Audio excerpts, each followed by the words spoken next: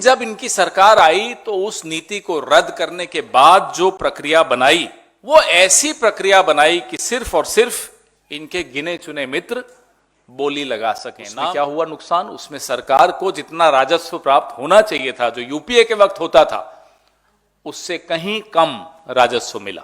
The museum of CAG, वहां से यह रिपोर्ट आई कि 11 ब्लॉक्स में शेल कंपनीज बनाकर घपला हुआ, घोटाला हुआ, गलत हुआ। तुम चुप रहो, मैं तुम्हें मंत्री बना दूंगा, नंबर 1। नंबर 2, तुम मुझे चंदा दो, मैं तुम्हें कोयले की खदान दूंगा। यह हुआ है पिछले 10 साल में। कोयले के नाम पे हर बार वाहवाही बटोरेंगे, हर बार चंदा बटोरेंगे और फिर बाद में चुपचाप से नीति बदल देंगे कि साहब हमने शायद गलत कर दिया। बचपन से ही हम सुनते आए थे कि कोयला सबसे ज्यादा काला होता है, लेकिन मोदी सरकार की जो कोयले के कारोबारियों पर जो मेहरबानियां हैं, वो अगर आप देखेंगे तो आपको समझ में आएगा कि कोयले से काला भी कुछ होता है, बहुत काला होता है। कोयला भी उसके सामने शर्मा जाए, इतना काला होता है। कोयला खदान आवंटन की जो हमारी नीतियां थी, आपने देखा, जो हमारी नीति थी यूपीए के वक्त, उसके खिलाफ एक पूरा आंदोलन चलाया गया, हमें भ्रष्ट बताया गया। वो अब सब आपके सामने था। घोटाला बताते थे, साहब घोटाला हो गया, घोटाला हो गया। लेकिन जब इनकी सरकार आई तो उस नीति को रद्द करने के बाद जो प्रक्रिया बनाई वो ऐसी प्रक्रिया बनाई कि सिर्फ और सिर्फ इनके गिने चुने मित्र बोली लगा सकें। नाम तो था कि साहब ऑक्शन हो रहा है। ऑक्शन के नाम पे ऐसा व्यू रचना रची गई कि सिर्फ इनके काबिल दोस्त उन खदानों को ले पाए। क्या किया मैं आपको बताता हूं। पहले क्या होता था कि कोयला खदान जो एंड यूजर है वो लेते थे। एंड यूजर कौन? सीमेंट, स्टील, पावर, जो बिजली बनाते हैं। सरकार ने आकर कहा कि नहीं साहब, एंड यूजर्स की अलग अलग श्रेणी बना देते हैं। तो अगर विनीत जी पावर सेक्टर में हैं तो ये सिर्फ पावर सेक्टर के लिए यही बोली लगाएंगे। ये खदान में मैं सीमेंट वाला नहीं लगा सकता उसमें, और अगर मैं सीमेंट का काम करता हूं तो ये खदान में सिर्फ सीमेंट वाले बोली लगाएंगे, पावर वाला नहीं लगा सकता। और बड़ी वाहवाही लूटी इन्होंने। साहब हमने तो बड़ा कमाल कर दिया, ऐसी पारदर्शी स्कीम ले आए, ऐसा ऑक्शन की बोली लगेगी कि इसमें कहीं कुछ घपला हो ही नहीं सकता। लेकिन क्या हुआ? जो ऑक्शन हुई उसमें से 11 ब्लॉक्स ऐसे थे जिसमें औने पौने दाम पर कार्टेलाइजेशन होकर उस पर बोली लगी और वो चले गए। उसमें क्या हुआ नुकसान? उसमें सरकार को जितना राजस्व प्राप्त होना चाहिए था, जो यूपीए के वक्त होता था, उससे कहीं कम राजस्व मिला। और इन 11 ब्लॉक्स के विषय में सीएजी ने लिखा है।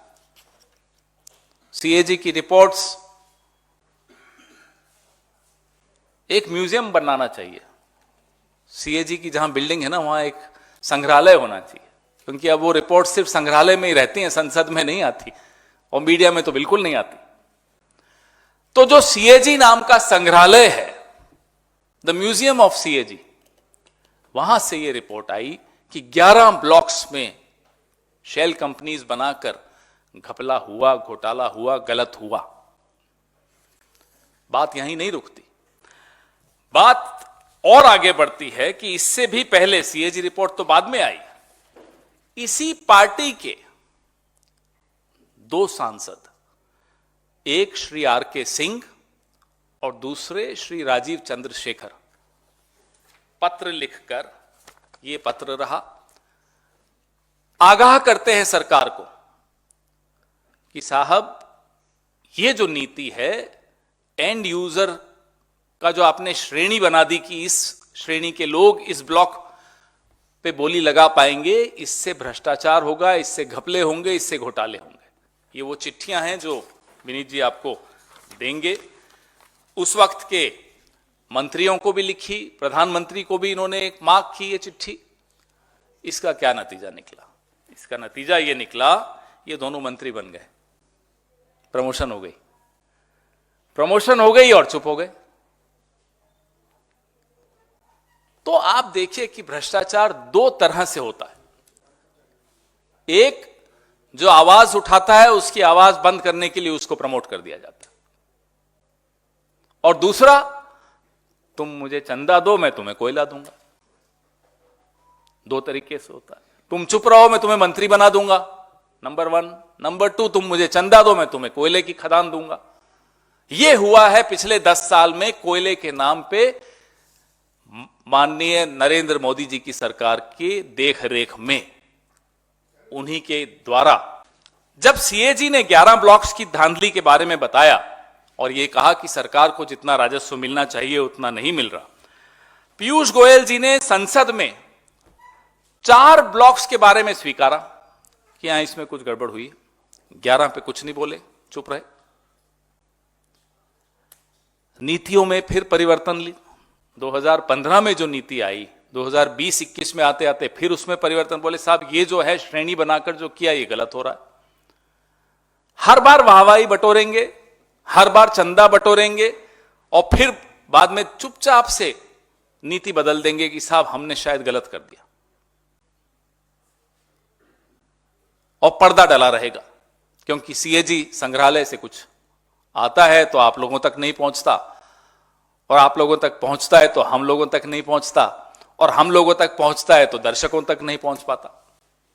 तो यह स्थिति आज इस देश की हो रही है। 2 शौक हैं हमारे प्रधानमंत्री जी के, हवाई यात्रा करना और हवाई बातें करना।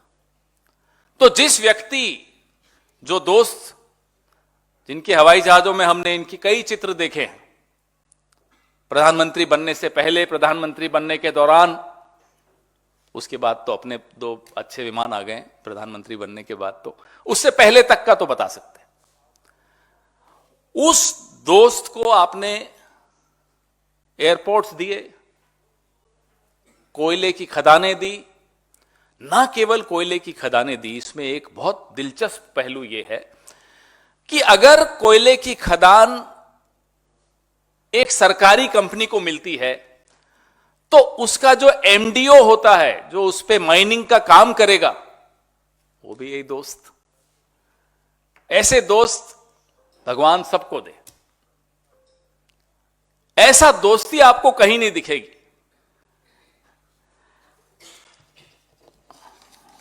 आज तक अडवाणी जी कंफ्यूज हैं कि वाकई भारत रत्न उन्हीं को मिल रहा था या कहीं और जाना था, गलती से आ गया। ये दोस्ती का है मामला।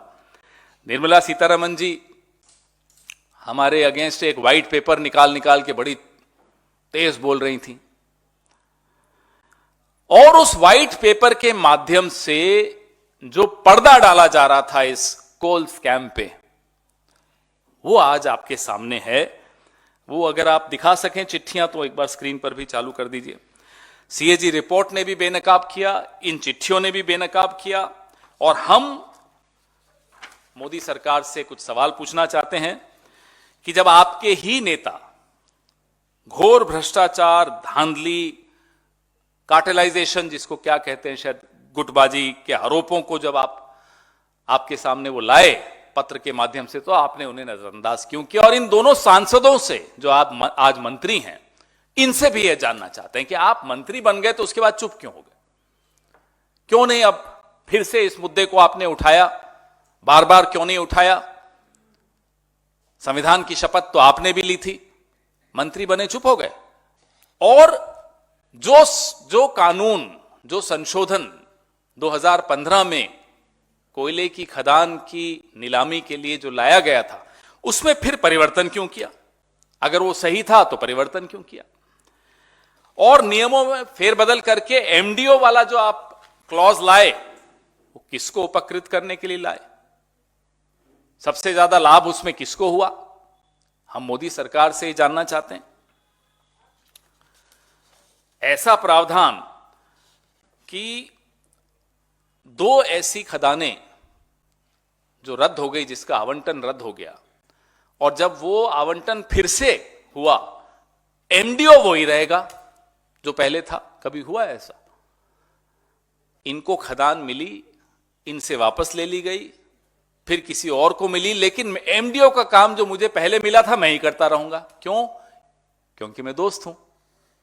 तो ये दोस्ती के उदाहरण मैं आपको दे रहा हूं कि ये कैसे उन्हें बचाते हैं, आगे बढ़ाते हैं, पनपाते हैं। ये एक बहुत बड़ा स्कैंडल है, बहुत बड़ा स्कैम है। और इसमें ये जो पत्र हैं जो आपको दिखाए आपने, ये पत्र जो आपको दिखाए हैं, आपको दे भी रहे हैं, आप ही जैसे कुछ साथी हैं रिपोर्टर्स कलेक्टिव वाले, जिन्होंने ये निकाले हैं। और पत्रकारिता में एक अच्छा उदाहरण भी पेश किया है कि आज भी जो घपले हैं, जो सीएजी में सामने आते भी हैं तो दब जाते हैं, वो घपले दबाए नहीं जा सकते, छिपाए नहीं जा सकते। आने वाले कुछ महीने और आने वाले कुछ साल इस पूरे गैंग के लिए, ये गैंग चल रहा है, अच्छे नहीं होने वाले। हम आपको बस इतना बता सकते हैं, क्योंकि ईडी और सीबीआई और इनकम टैक्स का कैसे उपयोग करना है ये हम जानते हैं, दुरुपयोग भले ना भी कर सके। सरकार में आने दीजिए, फिर दिखाते हैं आपको। नेशनल दस्तक की आपसे गुजारिश है कि अगर इसको बचाना चाहते हैं तो नेशनल दस्तक को सब्सक्राइब करने के लिए रेड कलर के सब्सक्राइब बटन को दबाएं, फिर बेल आइकन की घंटी दबाएं। नेशनल दस्तक को बचाने के लिए बहुत जरूरी है कि हर खबर को शेयर करें, लाइक करें, कमेंट जरूर करें।